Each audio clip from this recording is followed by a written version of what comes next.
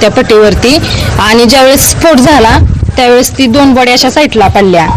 तर त्या एक बॉडी अशी पूर्ण ही झाली होती आणि एका बॉडीचा तर चेहरा दिसत नव्हता, पूर्ण असं शरीर फुगलं होतं. तुम्ही हा अपघात पाहिला का डोळ्यांनी? हा, डोळ्यांनी पाहिलं. आम्ही घराच्या पाठीमागच काम चाललं होतं आमचं. नेमकं काय घडलं त्यावेळी? त्यावेळेस विमान गावाकडूनच येत होतं, असं खूप अंतरावर खाली होतं, वरती नव्हतंच ती.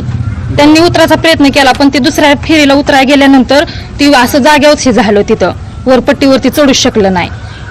स्फोट खूप मोठा झाला का? खूप मोठा होता.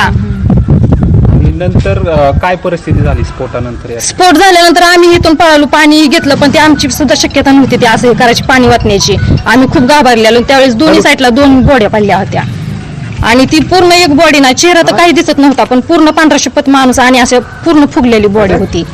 2 बॉड्या साईडला पडल्या, बाकीच्या बॉड्या पूर्ण आत होत्या आणि खूप मोठा जाळ होता तिथं. आम्ही लय घाबरलेलो आणि मग आम्ही लाटोळे आम्ही बोजबावीमध्ये राहतो आणि आमच्या पाठीमागेच विमान म्हणजे एरोप्लेनची धावपट्टी आहे आणि ते आम्ही बाहेर काम करत असताना अगोदर आलेलं विमान ते आम्ही म्हणजे पाहिलेलं पण ते असं चांगलं गेलेलं, वरून उडून गेलं.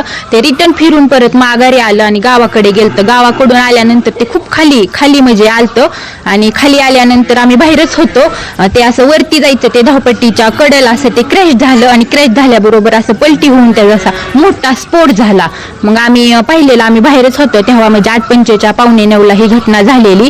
मग आम्ही खूप घाबरलेलो. आमच्या घराच्या पाठीमागे त्याचे पाठ सगळे पडलेले होते आलेले. मग आम्ही सगळे म्हणजे पट्टीवरती माणसं आहेत ना एरोप्लेनची, त्यांना फोन केलं, त्यांना कळवलं. ते नंतर आले, पोलीस हे आले, मग ते अग्निशामक आला आणि ते खूप मोठा म्हणजे जाळ झालेला 15 मिनिटं असा विजत नव्हता. ते सगळे आले असे म्हणजे उभा राहिलेले. मग नंतर विजवला आणि ते पोलीस आल्यानंतर आमच्या घरी आले, म्हणले पाणी द्या. मग आम्ही एवढा मोठा जाळ झाला की म्हणजे बादल्या नाही त्या पाण्याच्या, पण आम्ही काहीच करू शकलो नाही.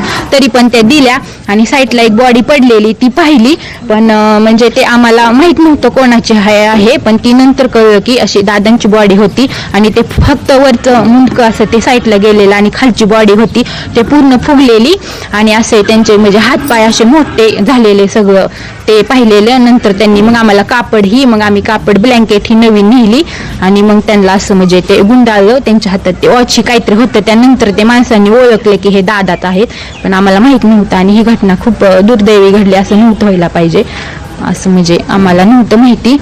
ते नंतर गेले आणि ते गाडी आली, नेलं त्यांनी मग दादांना. आणि त्यात खूप 5 बॉड्या होत्या, त्यातली 2 साईडला पडल्या, खालून नेल्या आणि 3 बॉड्या आतमध्ये गुंतलेल्या. मग त्यांनी ते काढून आतल्या नंतर पट्टीवरून नेल्या. अशा टोटल 5 होत्या. त्यातून ते खूप मोठा जाळ झाला आणि ते चांगलं जाळ अर्धा तास तरी चाललेला होता. खूप दुःखद घटना घडलेल्या.